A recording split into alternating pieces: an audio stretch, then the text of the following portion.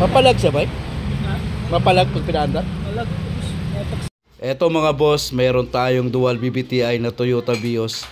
Nakargahan daw ito ng diesel, umusok ng puti. Tapos ngayon, pinadrain, nagpalit na ng spark plug.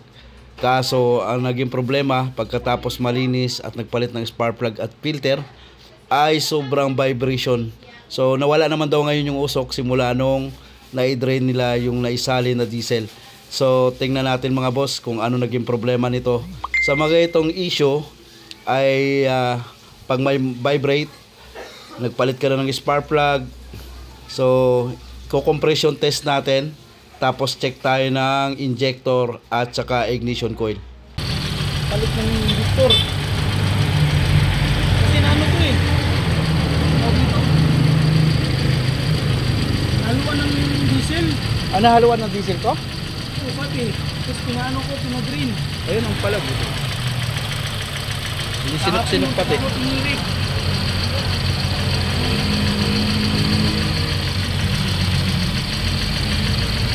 Ako tinirik. Tignan ko yung spark plug na luma. Yung mga coil na testing mo. Ha? Na-testing mo yung mga coil. Oo. Oo naman. Oo. Tayo dyan.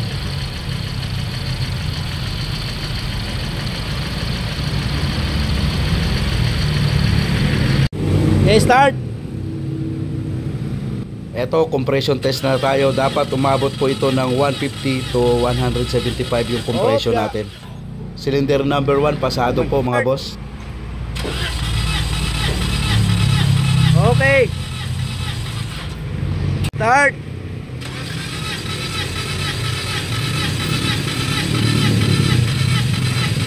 Hopya!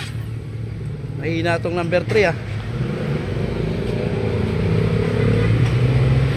Dapat nagwa 150. Start! Wala, hirap sa 150. Opya! Start! Yan. Dapat ganyan, umaabot pa ng 175 yan. Opya! Ayan, at hindi pa nga tayo na kontento doon sa compression test natin. Inulit-ulit natin yung cylinder number 3. Pag mga ganitong compression mga boss na mahina, maaring may singaw po yung engine valve o di kaya piston ring. Kaya kailangan mo nang buksan yung cylinder head para mailig test natin yung engine valve. Start daw. Start! Start. Yan ah. Nakakyan. Opya!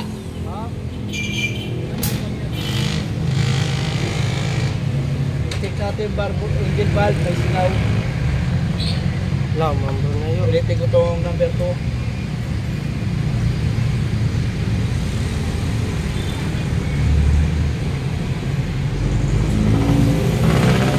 Start! Start. Oh. Okay. Maabot ng Okay. 175. Yung isa yun, hindi na. Pangalawa. Oh. Maabot na.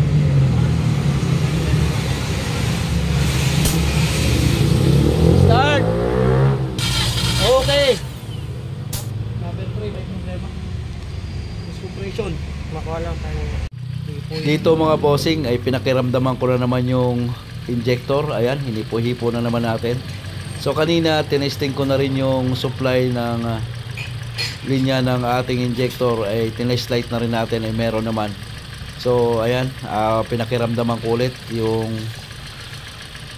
kung gumagana yung injector. Ayan, tapos binubunot ko nga yung number 3 kung saan yung mahina ang compression. Ayan. Sa lahat ng binunot natin na sakit, mapa-injector man o mapa-ignition coil, ay ang number 3 po ang pinakamahinang mag-response o pumapalag pagka naguhugot tayo ng sakit. So mamaya mga bossing, sabi nga ni sir yung may-ari ng Vios, ay ibababa natin yung injector at saka magte-testing tayo ng ignition coil para mabawasan lang yung vibration ng kanyang makina.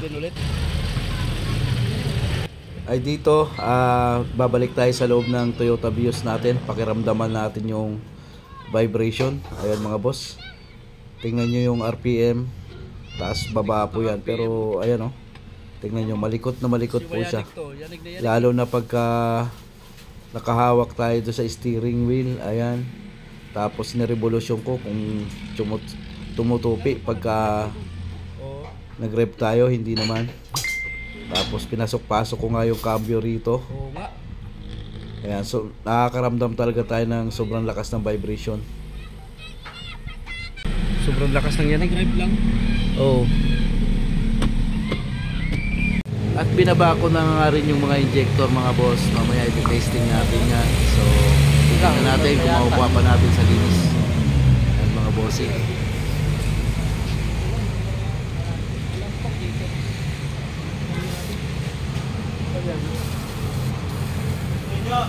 Sino gagawa ng abansa? Ayan ba yun? Nag-i-stack yung injector. Ayan, wala supply ano. Wala supply na kuryente. Dapat yan hindi lalabas. Ayan o, tuloy-tuloy o. Dapat lalabas lang yan pag sinumplayan ko. Ito yung kakaibang reading kanina. Isa pa.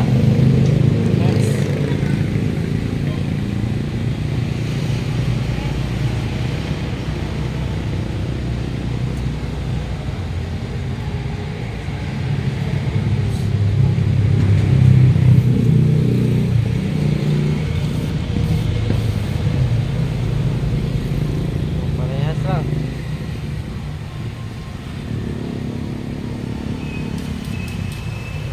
Wala, ayaw magkatok. Ayan, buhay pa. Bibigyan ng biyaya.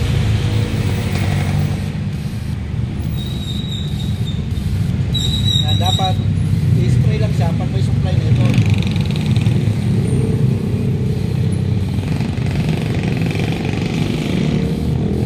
Ikaw din ba yung nagpapalit ng karaan, sir? Dalawa. Dalawa? Tapos ang nasira, Isa yan. yung pinapalitan mo pa yung nasira o hindi? Pa-recover pa itong isa. Yung brown. din yung sistema. Yung brown, ay, ano yung pinalitan mo dyan, yung brown? Yung brown, bago na yan. Ano na yan? Yan yung cheche ngayon. Maganda nga po siya. Yan bago. Bali nadamay na yung dalawa.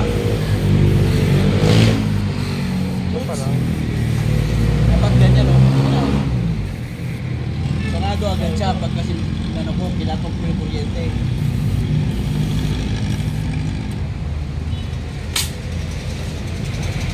Gustong hindi mo.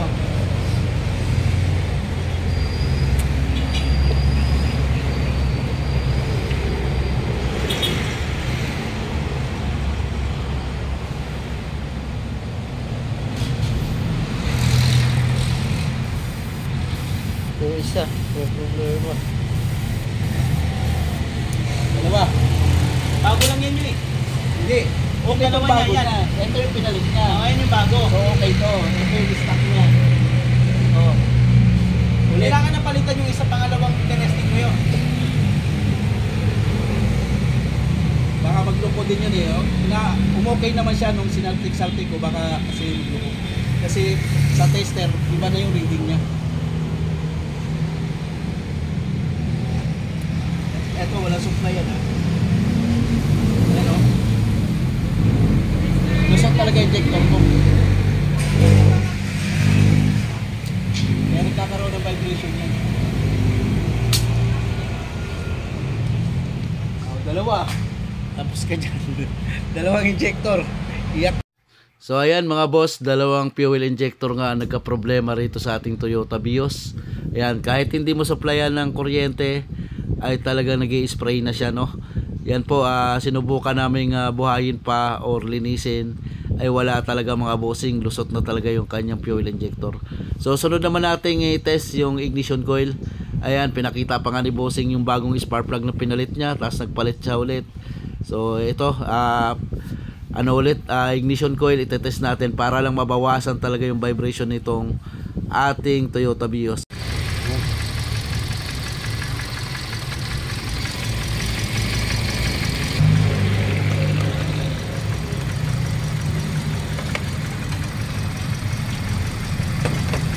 natin masusukat kuryente nito.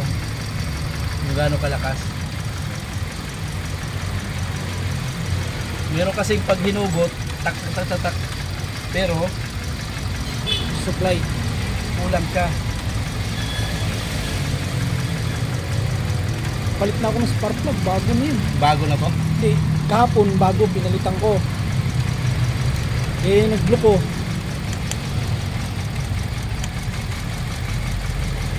Hinay kayo ni Bay. Mahina talaga to. Dapat to talaga tak tak tak tak tak.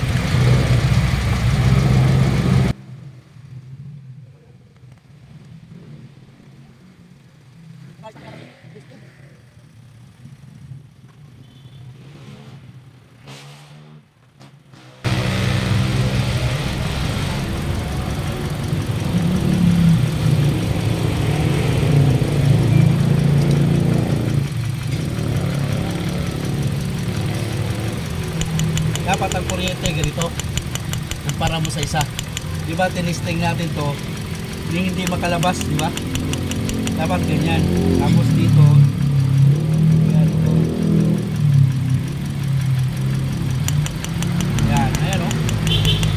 Papatong mo na yung tester mo, kayang-kaya yung hindi tumabas. Pero ito isa pagmasdan mo yan, pag hinugot-hugot mo lang lalagatak talaga yan kasi meron pa siya eh, pero hindi siya ganong kalakas. Tama? Okay. Kislap oh. Ayan, wala oh. Ayan, kaya-kaya mo mag-DIY ng mga ganito eh. Isa.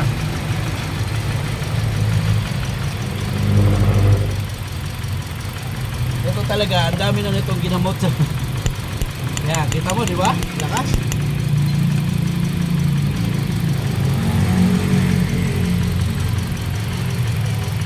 Ayan, malakas to.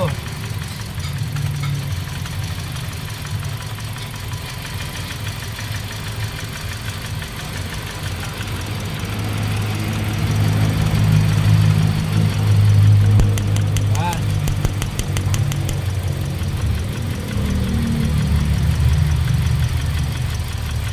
Ito talaga. Ipalit mo kaya yun sa Joe. Kasi pinalit ko yun. Pinalitan ko yun eh. Ah, gano'n? Oh. Meron ka bago? Hindi, ibig sabihin, binaliktad ko. Same pa rin yung tunog niya. Ah, yan. Try mo. Ter, pahingi isang coin, Ter. Ter. Ay. Talaga itong ginamot. Mga ganyan. Kasi pag hinugot-hugot mo lang yan, marinilig mo, tak, tak, tak, tak. Pero mabagal. Hindi niya kaya maglabas ng kuryente na matino. Ito, number 4.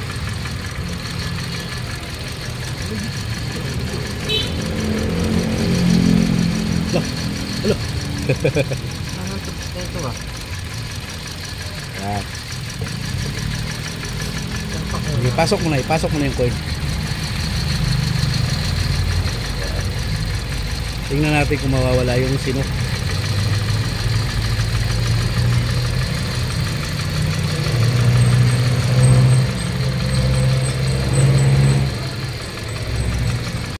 So ayun, dumating na yung injector na ipapalit natin na dalawa. So iti-testing din natin mga boss para sigurado talaga bago natin isalpak tong injector. Ano yung bagong dating yun? Saan dyan? Saan dyan yung bagong dating? Ito. Parang bago to eh.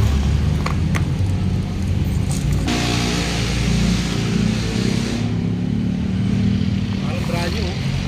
Parang bago. Pagmasdan nyo mga boss yung ikakabit natin na injector na ipapalit natin, dapat mag-spray lang po yan pagka susuplayan natin ng kuryente. Yung kanina kahit hindi mo supplyan ay nag-i-spray po, ibig sabihin sira na po yung injector. Ayan mga bossing, testing na natin.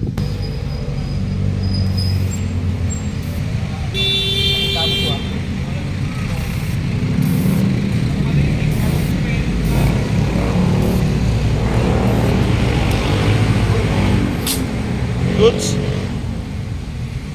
Ayos.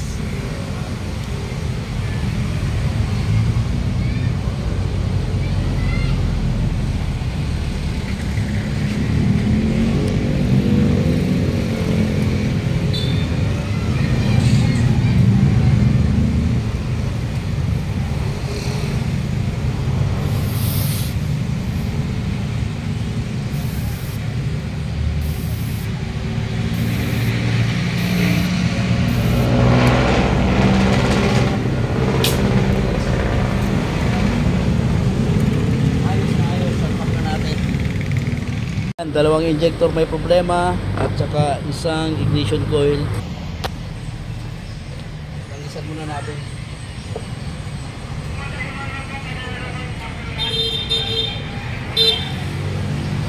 So ayan, goods na nga yung mga injector natin mga bossing. So nasira to dahil siguro sa nasalinan siya ng diesel, no?